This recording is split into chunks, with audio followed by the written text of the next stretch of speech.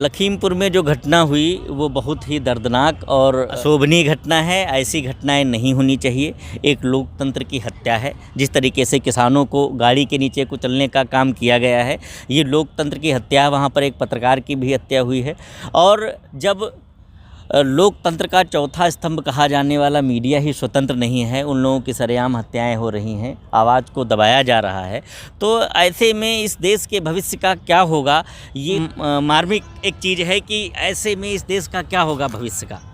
और वहाँ पर जो घटना हुई है वो नहीं होनी चाहिए थी, क्योंकि किसान अपना विरोध दिखाना कोई गलत बात नहीं है। अपना विरोध हम हर तरीके से बिल्कुल कर सकते हैं। हम हिंसात्मक नहीं हैं, हम अहिंसात्मक हैं और हम उस तरीके से प्रदर्शन कर रहे हैं। तो मुख्यमंत्री से अगर वो मिलना भी चाह रहे थे, डिप्टी सीएम साहब से मिलना चाह रहे थे, तो ये गृह राज्य मंत्री थे, एक डेलीगेशन को जाके उनसे मिलवा देते। मिलवाने में क्या दिक्कत है? आप जनता के हो और जनता आपकी है, आपको मिलना चाहिए। और जिस तरीके से दर्दनाक घटना हुई है, इसमें चूँकि अब इसमें ज़्यादा कुछ इसलिए नहीं कहा जा सकता है क्योंकि SIT का गठन हो चुका है और माननीय सुप्रीम कोर्ट ने भी इसको स्वतः संज्ञान लेते हुए एक कमेटी का गठन कर दिया। आज ही वो टीम पहुँची है, अलग से गठित किया है और वो जांच कर रही है। और आरोपी जो हैं कुछ जेल में हैं, बाकी जांच की जा रही है। जो भी इस घटना में दोषी पाया जाएगा उसके खिलाफ कार्रवाई होगी। मेरा बस यही मानना था कि यदि ये घटना हुई है तब तक के लिए गृह राज्य मंत्री जी को भी बर्खास्त किया जाना चाहिए था, क्योंकि उनका भी FIR में नाम है।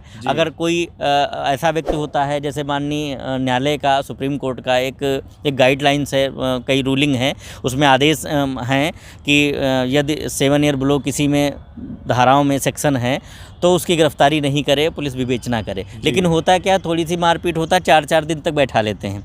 लेकिन जब थाने पर बैठा लेते हैं, बिल्कुल थाने पर बैठा लेते हैं, सपोर्ट नहीं करते हैं, फर्जी लोगों को जेल भेज देते हैं। लेकिन ऐसा कि इतनी बड़ी घटना हो जाने के बाद वो ही व्यक्ति, आप चोर को ही, कोतवाल को ही, मतलब चोर को चोरी का पता लगाने के लिए कोतवाल नियुक्त कर दिया जाए, तो क्या आपको लगता है कि वहाँ पर जो है वो चोरी का पता लगा लेगा या जांच को निष्पक्ष करेगा?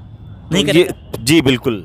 तो गृह राज्य मंत्री, क्योंकि उनके अंडर में ही आती है, पुलिस विभाग पूरा आता है, तो उनकी बर्खास्ती का जो मुख्य मांगे जो हैं अभी कि उनकी बर्खास्ती की जाए, तभी जो जांच है ये निष्पक्ष जांच। बिल्कुल। अगर वो जांच में दोषी नहीं पाए जाते हैं तो उनको पुनः राज्य मंत्री बना दिया जाए। हम तो इसके खिलाफ हैं कि जांच निष्पक्ष होनी चाहिए। दोषी जो भी हो, चाहे वो अहिंसा फैलाने वाले व्यक्ति हों, चाहे आरोपी हों या जो भी हों, मतलब दोषी जो भी हो उसको सज़ा मिलनी चाहिए, निष्पक्ष जांच होनी चाहिए इस पर। अच्छा, 2022 के इलेक्शन पर इस लखीमपुर घटना जो हुई है, लखीमपुर खीरी घटना, इस पर क्या असर पड़ेगा? आपको क्या लगता है? किसान इसको भूल जाएंगे? नहीं, बिल्कुल असर पड़ेगा, क्योंकि सरकार तो इसे भुलाना चाहेगी और किसानों को लुभाना चाहती है, लुभावने वादे देगी। क्योंकि जैसे ही चुनाव आते हैं, वैसे ही माया सरकार, मोदी सरकार, हर बार हम लोग सरकार को बदल देते हैं और अपने आप को ठगा जैसा महसूस करते हैं। ये लोग बरगलाने का काम करते हैं। जैसे ही मोदी सरकार आती है, मोदी सरकार के बाद नहीं, अब अखिलेश जी अच्छे थे, अखिलेश जी के बाद कहते नहीं बहन जी अच्छी थी।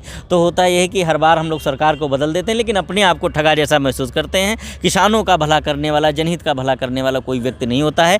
जब तक दल सेवक चुने जाएंगे तब तक मुझे लगता है कि लोगों का भला नहीं होगा। इसलिए दल सेवक नहीं, जन सेवक चुनने का काम करें। और लोग दल को चुनते हैं। जैसे आप चुनाव लड़ने जाओगे तो आपसे पूछेंगे किस पार्टी से हो।